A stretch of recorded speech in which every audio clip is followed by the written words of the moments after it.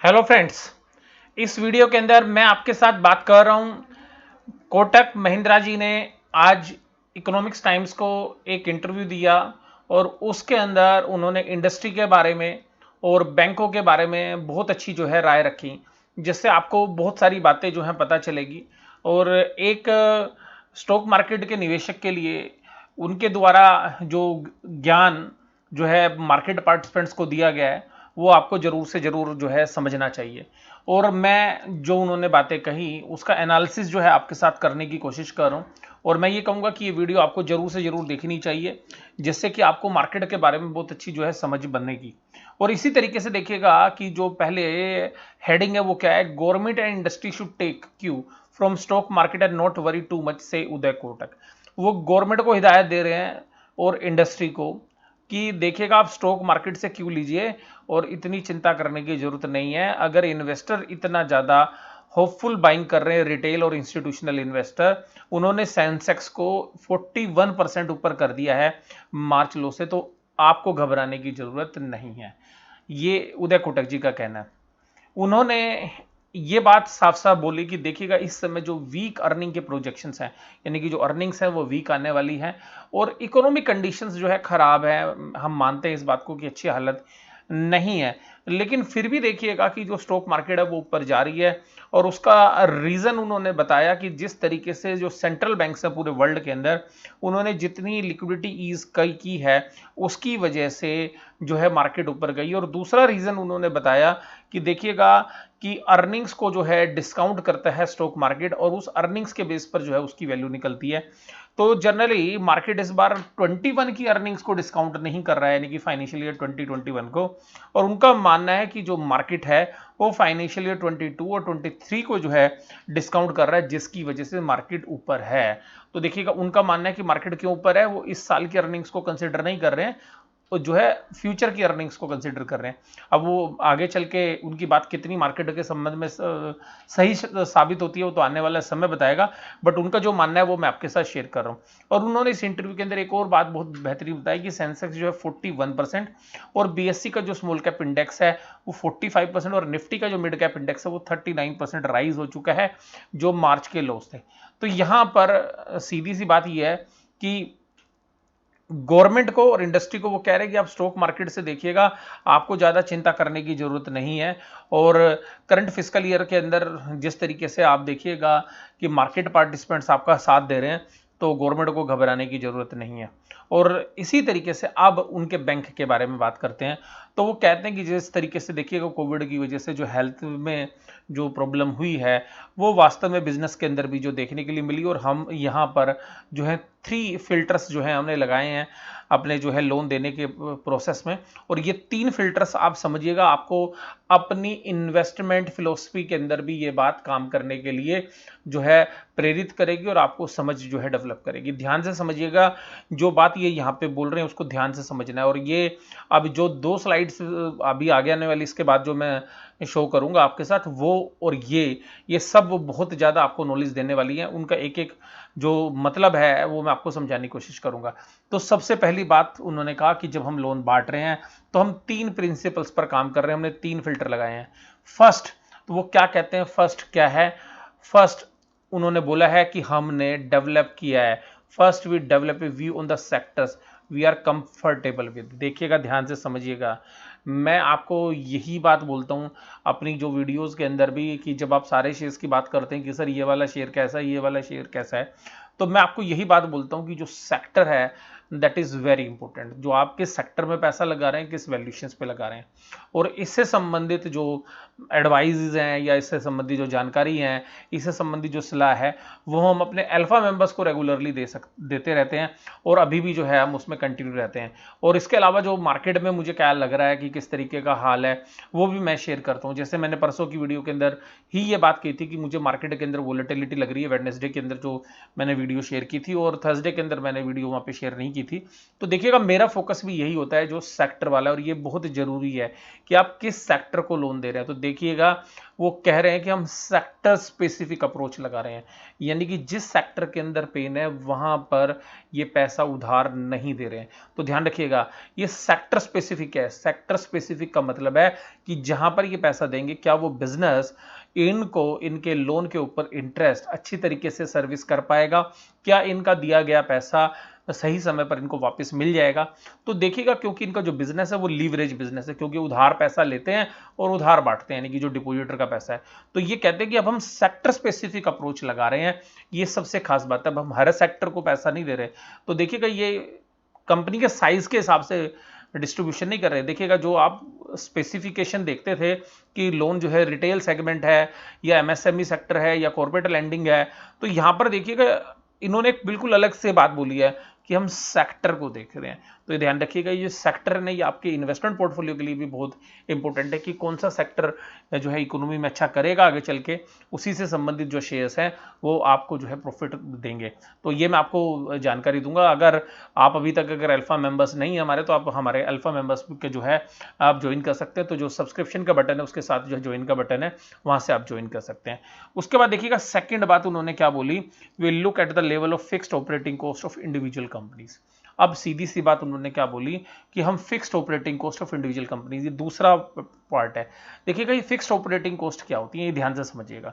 देखिएगा जैसे जो बिजनेसेस हैं उन बिजनेसेस के अंदर जो सैलरी वाला पोर्शन है और जो रेंट वाला पोर्शन है, अगर आपका बिजनेस बंद भी रहेगा तब भी आपको वो पे करनी है। तो ऐसे खर्चे जब आपका बिजनेस चले या ना चले आपको पे करना है। जैसे मान लीजिएगा पीवीआर ने कुछ सिनेमा घर के साथ जो है टाई अप किया हुआ है, और उन्होंने पीवीआर की जो कंपनी है उसने एक एग्रीमेंट किया हुआ है, क्योंकि जो पुराने सिनेमा घर थे वो उन्होंने रेनोवेट किया और वहां पर एक एग्रीमेंट किया उन्होंने जो लैंड के ओनर्स थे कि हम आपको मिनिमम इतना पैसा तो हर बार देंगे चाहे सिनेमा घर में कोई भी कलेक्शन आए। तो अल्टीमेटली ऐसे जो खर्चे हैं वो पीवीआर के लिए क्या है, फिक्स्ड ऑपरेटिंग कॉस्ट है। इसी तरीके से अगर आपकी दुकान मॉल्स के अंदर और मॉल में अंदर अगर लॉकडाउन रहा तो आपको मॉल के अंदर जो शॉप्स थी उनका किराया आपको देना है, आपको अपनी जो बिजली का बिल है, इलेक्ट्रिसिटी का बिल है, जो मिनिमम बैलेंस है, अगर आप इलेक्ट्रिसिटी यूज भी नहीं कर रहे तब भी आपको पे करना है, जो आपको एनुअल मेंटेनेंस चार्जेस हैं वो भी आपने पे करने हैं अगर मॉल में आपकी दुकान है। तो इस तरीके के जो खर्चे हैं जो फिक्स्ड ऑपरेटिंग कॉस्ट इनको बोलते हैं। तो ऐसे बिजनेसेस को हम देख रहे हैं जहां पर फिक्स्ड ऑपरेटिंग कॉस्ट है, उन कंपनीज में अगर जहां पर भी ऐसे खर्चे ज्यादा हैं हम वहां पर लोन देने की नहीं सोच रहे। हमारा जो नजरिया है वो हम संदेह की नजर से देख रहे हैं और उनको हम लोन नहीं दे रहे। तो आप भी देखिएगा अपने पोर्टफोलियो में इस तरीके की कंपनियां सेलेक्ट कर सकते हैं जहां पर कि फिक्स्ड ऑपरेटिंग कॉस्ट नहीं है कंपनीज की। उन कंपनीज को आप सिलेक्ट करेंगे तो आप ये बात समझेंगे कि जब कोविड के अंदर जो सिचुएशन खराब हो रही है तो उसकी वजह से वो कंपनियां लीस्ट इंपैक्टेड होंगी, और जब सिचुएशन ठीक होंगी तो वो कंपनी अच्छा प्रॉफिट कमा सकती हैं। क्योंकि हर बार जो है आपको ये तो बोला जाता है एनालिसिस्ट के द्वारा कि ऐसी कंपनी से दूर रहिए जिनके पास डेट है।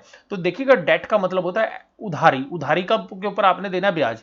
तो ब्याज जिस तरीके से एक फाइनेंशियल लीवरेज है, फाइनेंशियल फिक्स्ड कॉस्ट है, उसी तरीके से रेंट या सैलरीज या इस तरीके के जो फिक्स्ड नेचर के खर्चे हैं वो भी उसी तरीके से काम करते हैं जैसे लोन के ऊपर ब्याज। तो ऐसी कंपनी को भी ध्यान रखते हैं कि जहां पर फिक्स्ड कॉस्ट ज्यादा है, ऑपरेटिंग फिक्स्ड कॉस्ट, उनको हम जो है जनरली पे नहीं कर रहे हैं, यानी कि लोन के ऊपर हम संदेह वाली नजर से देख रहे हैं। And third, we are mindful about we deal the businesses और कंपनीज विद हाई लीवरेज। और हम ये भी बात समझ रहे हैं कि अगर उस कंपनी के पास लीवरेज है तो वो कंपनी किस तरीके से डील करेगी। हम ये नहीं कह रहे हैं कि हम देंगे ही नहीं उसको पैसा। अगर वो कंपनी के पास लोन है लेकिन वो उसकी डीलिंग किस तरीके से होगी, वो किस तरीके से उसको डील करेगी, इसका मतलब कि वो किस तरीके से कैश फ्लो जनरेट करेगी और जिनसे कि इनके डेट को वो रीपे कर पाएगी। तो इन तीन अप्रोच के साथ जो है ये काम कर रहे हैं। और मैं आपको बोलूंगी जो तीन बातें इन्होंने बोली आप अपनी स्टॉक इन्वेस्टमेंट पे भी अप्लाई करेंगे तो आपके लिए बहुत प्रॉफिटेबल होगा। पहली बात उन्होंने क्या बोली है कि सेक्टर को देखिएगा। दूसरी बात उन्होंने बोली ऐसी कंपनी से दूर रहिए जो फिक्स्ड ऑपरेटिंग कॉस्ट में आज के सिनेरियो में, और यही बात जो है मार्केट के सभी पार्टिसिपेंट्स आपको बोलते हैं हाई डेट वाली कंपनी से दूर रहिए, लेकिन ध्यान रखिएगा हाई ऑपरेटिंग फिक्स्ड कॉस्ट वाली कंपनी से भी दूर रहिए। ये सेकंड पार्ट है। And third, we are mindful about how we deal with the businesses और कंपनीज विद हाई लीवरेजेस। और जिन कंपनीज में हाई लीवरेज है वो किस तरीके से मैनेज करेंगी, क्योंकि इनका खुद का बिजनेस हाई लीवरेजेस है। क्योंकि अगर बैंकिंग बिजनेस में देखोगे तो दूसरों के पैसे तो उधार लेके बिजनेस कर रहे हैं, लेकिन आप उसको कैसे मैनेज करते हो तो ये अल्टीमेटली इनके बैंक के ऊपर भी अप्लाई हो रही है। तो सिंपल सी बात ये है कि यहां पर आप ये तीनों पॉइंट जो है अपनी इन्वेस्टमेंट के लिए भी आज की डेट में अप्लाई करेंगे तो आप बहुत अच्छे जो है डिसीजंस निकाल पाएंगे। उसके बाद but the bank will not step away from lending to medium and small enterprise. ऐसा कह रहे हैं कि हम मना नहीं कर रहे उनको, क्योंकि हमें जहां से सेंट्रल गवर्नमेंट की गारंटी मिल रही है वहां पर हम पैसा बांट रहे हैं। तो सिंपल सी बात क्या है कि इनको रिस्क है नहीं, वहां पे गारंटी किसकी है, सेंट्रल गवर्नमेंट की। तो कह रहे हैं कि हमने 1,14,502 करोड़ के लोन्स अप्रूव कर दिए हैं, जिसमें से हमने 56091 करोड़ के जो है लोन पे भी कर दिए हैं, जो गवर्नमेंट की ECLGS स्कीम थी, यानी कि emergency credit guarantee, credit line guarantee जो स्कीम थी उसके तहत। तो देखिएगा यहाँ पर ये इन्होंने बहुत बेहतरीन बात है, अगर आप इसको खुद भी जो है इसको पूरा रीड कर लीजिएगा एक बार, तो आपको और अच्छे से जो है बात समझ में आएगी, या वीडियो को आप एक दो बार और देखिएगा तो आपको अच्छे से बात समझ में आएगी। फिर उदय कोटक जी क्या कहते हैं, तो वो कहते हैं कि हम अब केवल इसी पे बात नहीं कर रहे हैं कि हम केवल और केवल अपने लैंडिंग बिजनेस की तरफ जा रहे हैं, यानी कि उधार देने वाला। हमारे जो नॉन लैंडिंग बिजनेसेस हैं, यानी कि जहां पर हम बैंकिंग के अलावा जो बिजनेसेस कर रहे हैं, तो वहां पे हम एडवाइजरी पे बड़ा फोकस कर रहे हैं, यानी कि जहां पे एडवाइजरी से हमें पैसा है अपने क्लाइंट्स को या फॉरेन इंस्टीट्यूशनल इन्वेस्टर्स को, या जो बाकी पार्टीज हैं जो इंडिया में काम करती हैं बिजनेस के अंदर, या जो बिजनेस पार्टनर्स हैं उनके अंदर, इंश्योरेंस के बिजनेस के अंदर, क्योंकि इनकी इंश्योरेंस कंपनी भी लिस्टेड है, सॉरी लिस्टेड नहीं है लेकिन इनके पास इनकी सब्सिडरी है, सिक्योरिटीज का बिजनेस जिसमें वो शेयर ब्रोकिंग वाला बिजनेस है, वेल्थ मैनेजमेंट और असेट्स मैनेजमेंट यानी कि जो म्यूचुअल फंड वाला बिजनेस है। तो ये सारे के सारे बिजनेस के बारे में बात कर रहे हैं। कहता हम वहां पर भी ज्यादा फोकस कर रहे हैं, ये नहीं है कि हम खाली इस पर बात कर रहे हैं। और कहता है इन सेक्टर के अंदर हमें एक अपॉर्चुनिटी जो है नजर आ रही है, तो हम उन अपॉर्चुनिटीज को ढूंढ रहे हैं। तो ये अपने बैंक के बारे में उन्होंने बात बोली। अब ये बात बोल रहे हैं जनरल बैंक्स के बारे में, आप ध्यान से समझिएगा। The 61-year-old banker stressed that the situation evolves. India's banking system will need a recapitalization. वो कहते हैं कि बैंकों के अंदर दोबारा से कैपिटल डालने की जरूरत है, और उसका रीजन बता रहा है। और मैं आपको ये अपनी पिछली सभी वीडियो के अंदर आपको अवगत कराता रहूं। अब उसी पॉइंट पर देखिएगा, जो मैं आपको कल भी जो है साउथ इंडियन बैंक की जो आपके साथ जो मैंने वीडियो शेयर की थी उसके अंदर भी मैंने बोला था। तो देखिएगा इंडिया का बैंकिंग सिस्टम के अंदर वो कहते हैं कि 100 लाख करोड़ के जो है पूरी की पूरी बैंक के अंदर लोन बुक है, यानी कि जो आपने पैसा उधार बांट रखा है वो 100 लाख करोड़ का है। और आपके पास जो कैपिटल है, यानी कि जो बैंकों की कैपिटल है वो करीबन 11-12 लाख करोड़ है, हम मान लेते हैं 12 लाख करोड़। अब वो ये कह रहे हैं कि कोविड की सिचुएशन की वजह से तो 4 से 5% का जो लोन है वो बैड हो सकता है, ये एस्टिमेशन है। तो ये एक बैंकर बोल रहा है, मैं नहीं बोल रहा हूं, ये बैंकर बोल रहा है। और मैं भी आपको इसी तरीके की बात कर रहा हूं। मैं आपको यही बोल रहा हूं कि जो मोरेटोरियम बुक है वो करीबन करीबन 20% एवरेजली सभी बैंकों की मिला के है। और उस मोरेटोरियम बुक के अंदर अगर 25% बैड डेप्ट होता है, 25% बैड डेप्ट होता है, तो अगर मान लीजिएगा किसी कंपनी ने 100 रुपए का लोन दे रखा है और उसमें से 20% मोरेटोरियम बुक है, और मैं यही कह रहा हूं कि इसका 25% आपका नुकसान हो सकता है, यानी कि 5। तो अब ये देखिएगा 100 का 5%, और ये बैंकर भी मान रहा है कि जो लोन है जो बैड हो सकते हैं कोविड की वजह से, जो the capital position of banking sector will deteriorate by 40%, और ये 40% हमारी कैपिटल को खा जाएगा। यानी कि 100 करोड़ का अगर 4 to 5% हम एवरेजली लगाएं, 5%, उन्होंने 4% पे कैलकुलेशन करके की है। तो कहता है कि अगर इस 100 करोड़ का 4% निकालें तो 4 करोड़ की कैपिटल खत्म हो जाएगी, दैट इज 8 करोड़। यानी कि कहने का मतलब है कि बैंक की जो कैपिटल है वो 33 and 1/3% डिटोरिएट हो जाएगी, यानी कि खत्म हो जाएगी। और मैं यही बात बोल रहा हूं, इसीलिए जितने बड़े बैंक्स हैं सब जो है कैपिटल रेज कर रहे हैं मार्केट से, और इस बैंक ने भी रेज किया, आप लोग जानते हैं पीछे भी इन्होंने QIP किया था। और मैं यही बात आपको सभी बैंकों के मामले में बोल रहा हूं, HDFC हो, एक्सिस बैंक हो, ICICI बैंक हो, या इवन कोटक महिंद्रा बैंक हो, सभी ने जो कैपिटल रेज कर रहे हैं या करने का जो प्लान है, ये वास्तव में ग्रोथ कैपिटल नहीं है, ये वास्तव में कोविड प्रोटेक्शन के लिए जो है ये कैपिटल रेज कर रहे हैं। तो अल्टीमेटली बैंकों की ग्रोथ जो है इस कैपिटल से नहीं आने वाली है, जो भी ये रेज कर रहे हैं। तो देखिएगा ये इन्होंने खुद भी जो कंसर्न है, ये मैं आपको खुद बोल रहा हूं, ये इंडिया के एक सबसे बड़े बैंकों में से एक बैंक के जो प्राइवेट सेक्टर की जो बैंक है उसके अंदर जो उसके हेड हैं उदय कोटक जी, वो इस बात को बोल रहे हैं। तो आप समझिएगा उस बात को, आपके एनालिसिस में जो है कि ये काम आएगी। उसके बाद जो उन्होंने चीजें बताई, तो उन्होंने जो इसके बाद बातें बताई वो आप ध्यान से समझिएगा, वो बातें क्या थी वो सुनिएगा जी। वो कहते हैं कि इंडिया की जो सॉवरेन रेटिंग है कंट्री की, वो मूडीज जो है उसको डाउनग्रेड कर देता है, और उसकी वजह जो है बेसिकली फिस्कल डेफिसिट है। तो हालांकि अब देखिएगा जो फिस्कल डेफिसिट है वो बढ़ने के जो चांसेस हैं उसकी वजह से हमारी रेटिंग कर, तो कहते हैं कि यहाँ पर अगर आप उसकी चिंता ना करें और आप आगे बढ़ने की कोशिश करें तो आपको हेल्थ केयर और एजुकेशन में एक अच्छा स्कोप जो है यहाँ पर देखने के लिए मिलता है। और उसके बाद जो है वो ये भी बता रहे हैं कि भाई साहब ये हमारा जो है जो सिस्टम है ये डूबने वाला नहीं है, तो आप ये बेफिक्र रहिएगा, उसकी चिंता ना करिएगा। और मैं जो सबसे लास्ट जो बात है बट नॉट लीस्ट, इसको आप ध्यान से समझिएगा, ये बहुत ही तगड़ी बात जो इन्होंने बोली है और मैं इसको आपको समझाने की कोशिश करूंगा क्योंकि इन लाइनों के कुछ मतलब होते हैं। तो लास्ट लाइन में देखिएगा, in the context we have been conservative lendings. Conservative lending का मतलब है, जो भी आप थोड़ी देर पहले 3 स्टेप फिल्टर्स की बात कर रहे थे, हम हर किसी को लोन नहीं देते, बहुत सोच समझ के विचार करके और हमें यहाँ पे पैसा ना डूबने की संभावना उनको लोन देते हैं। और हमें अपने पैसे पे रिटर्न निकालनी है, उसको बोलते हैं रिटर्न ऑन कैपिटल। तो कहते हैं हमने एक नया कंसेप्ट निकाला है, प्रियोरिटाइजिंग रिटर्न्स ऑन कैपिटल, यानी कि वो प्रियोरिटी जहां पर हमें सही लगेगा प्रियोरिटी सेक्टर में, वहीं पर पैसा उधार देंगे और ओवर द रिटर्न्स। तो और ओवर रिटर्न ऑन कैपिटल, बजाय कि हमें अपना फायदा बनाना है वो नहीं करेंगे हम, हमें केवल देखना है हमारा सबसे अच्छा फायदा उन जिन के जहां पर हमारे को सेफ्टी मिलती हो उन्हीं सेक्टर में देंगे। हमें अपनी रिटर्न ऑन कैपिटल नहीं बढ़ानी है कि हमें 15% 50% रिटर्न ऑन कैपिटल चाहिए, हमारी रिटर्न ऑन कैपिटल उन सेक्टर में आएगी जहां पे हमें रिस्क कम है, यानी कि उन प्रियोरिटी सेक्टर के अंदर प्राथमिकता वहां पे देंगे जहां पर कि हमारे को रिटर्न ऑन कैपिटल में प्रियोरिटीज मिलेगी। तो सिंपल से हमें कैपिटल नहीं बढ़ानी, तो अल्टीमेटली सेफ्टी की बात कर रहे हैं। और वो कहते हैं अवर मंत्रा इज ए लीवरेज्ड बिजनेस, क्योंकि हम तो उधारी वाला बिजनेस करते हैं, क्योंकि उधार लेते उधार देते हैं। Hopefully that we will stand us good stead. तो हमें सही करना है और हम सही रास्ते पे जो है चल रहे हैं। तो अल्टीमेटली क्योंकि लीवरेज बिजनेस के अंदर डिपॉजिटर का पैसा है, तो उन्होंने यहाँ पे सारी बात की।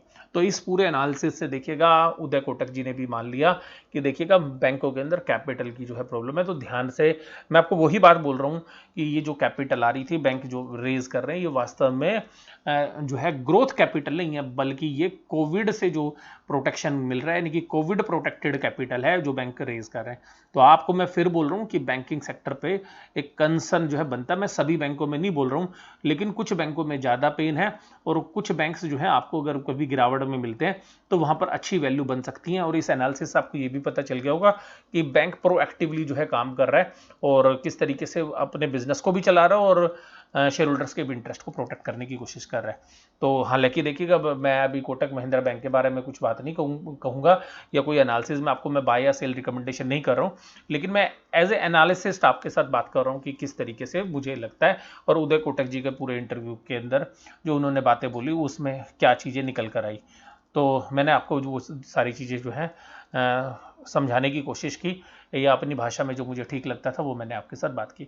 वीडियो कैसी लगी आप जरूर से जरूर मुझे बताइएगा, अच्छी लगे तो थम्स अप जरूर करिएगा वीडियो। और वीडियो देखने के लिए धन्यवाद, थैंक यू वेरी मच।